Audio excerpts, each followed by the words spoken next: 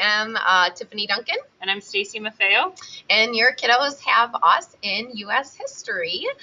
Stacy and I have been teaming U.S. history together for 5 years now. Yep.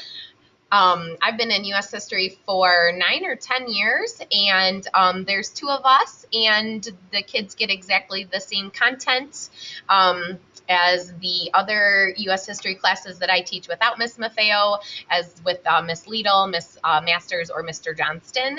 So they're just lucky enough to get 2 of us. You can reach out to either one of us with questions. We're both happy to help. We both work with all of the students in the class. Yes. Sorry, it's a little warm in the building today, Yes. So we're literally dripping sweat at this moment. So, content of U.S. history, just so you know, this is a continuation from what they learned in 8th grade. We do our first units kind of review.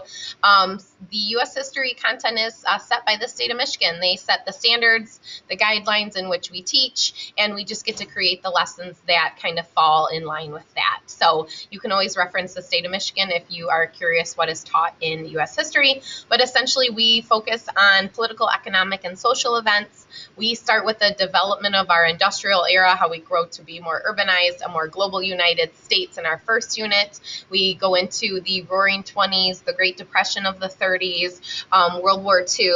Then we get into a post-World War II era, Cold War, Korean War, Vietnam conflict. We get into a lot of stuff in the what's called the American, the New Global Age. We look at domestic policies here at home, foreign policies, how we interact with other countries. It's a really great content, and the students really usually love U.S. history this year. So it's always we're always super excited. Yes, we are. Yes, and it brings us, pretty close to present day. So, through that, in the New Global Age, we try to get as far as we can towards the end of the year. Which is phenomenal, because if you think about it, we start in 1870 and we try to end in like 2020. So we cover a huge span of U.S. history.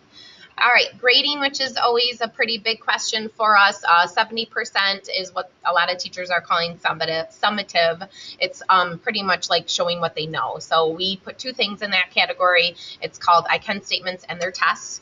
I can statements, they get the very first day of the unit, and we work on them every single day. They turn them in the day of the unit test. It gets to be counted as a summative grade, so it's an easy summative grade. And then obviously their tests count in that category as well. The I can statements are, just essentially the review for them of what we're going to be assessing them on at the end of the unit. So it's really to their benefit to make sure that they're filling those out, they're working with them, they're using them. There shouldn't be any reason that they don't have them, done, because we build in time to the day, once we cover certain material for them to then be able to complete them. Yes. We don't allow test corrections or retakes because we're trying to set the skill to be ready to take a unit assessment that day. And it's just kind of something we work at a little bit, and then the kids understand. So they do really well with it. The next category is the formative, which is our daily work, our projects, our checks for understanding. All formative work can be redone, up till when we take that unit test. The big thing that we, talked with your son or daughter about is that when we're doing these check for understandings, make sure to redo them until you know the content. Because normally if you're going to see that content on that check for understanding, you're going to see it on a summative assessment. There will be a participation grade at the end of each unit, and that is pulled from Google Classroom because students turn in all of their assignments to Google Classroom. So if they're quarantined or sick or something at home, all of our materials on our Google Classroom, they can access it. There's lectures, there's notes, there's everything on there, so they're good to go. After the test date, though, we do not accept anything late for the unit.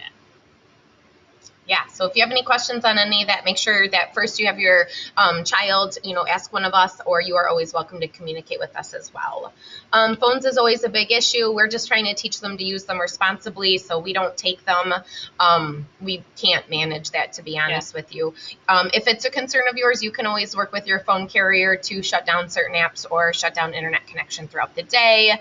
we don't see too many problems with phones, so it's not really a concern of ours. And Yep. if it was, we would contact you. Yep. Ms. Maffeo already talked about absent or quarantine. It's kind of, to us, they're just not here, they're missed, but everything they need is in the Google Classroom. So we're going to take just a second and show you just a few things really quickly. First thing I want to show you how we've structured our classes. This is like what the student mainly sees. Everything is found under what's called the classwork tab. We structure everything by week and unit, and then within that week and unit, it's by day. So you can see here we're on week 2, 823 to 827. It's industrial to labor. And then when you look on each individual day, you have their assignments and all lecture videos created by us for the content. So again, if they're absent, quarantined, on vacation, they're not missing anything. Also, as Ms. Maffeo talked about, we do like a Google Classroom participation grade for the unit. Unfortunately, Google Classroom and MyStar don't talk to each other, and it's not realistic with 190 students in our day to input every single grade. So we grade in Google Classroom daily for your student to see, and then at the end of the unit, we see like there was 12 assignments in that unit. How many of the 12 assignments did they get done? What does that fall on the 4-point scale? And then that goes in the grade book. If you're ever curious about your students, how they're doing, like, are they doing this work? I can't see it.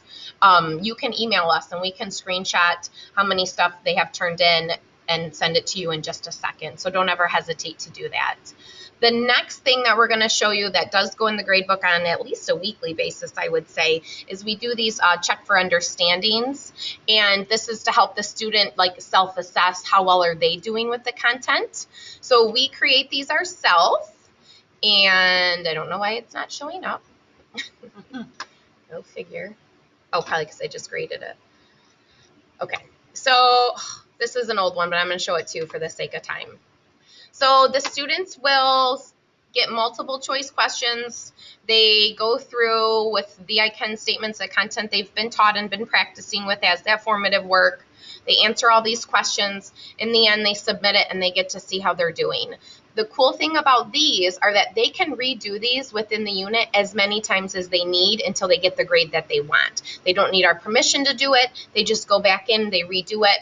And then when we pull scores, we just take the top score for that. So that's something you can anticipate seeing in the Google Classroom, and not the Google Classroom, in MyStar on a regular basis.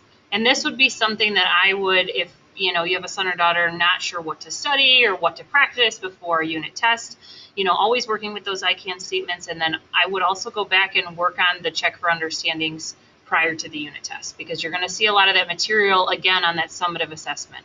If we're putting it on a check for understanding, we know it's important enough that we really want to make sure that they know it, and it gives them a good time to talk with us about it if they're not sure. So if you have any questions, please reach out to us, Yeah, don't ever hesitate. That's what we're here for. We're excited. This is my 15th year teaching. This is my 14th year. Yep. So getting pretty good at it at this point. Well, we hope we are. Yeah. But we're here. We are human. We make mistakes. We are doing the best that we can. And if there's anything that's of a concern or anything, just reach out to us, please. All right. Have a good one. Have a good one.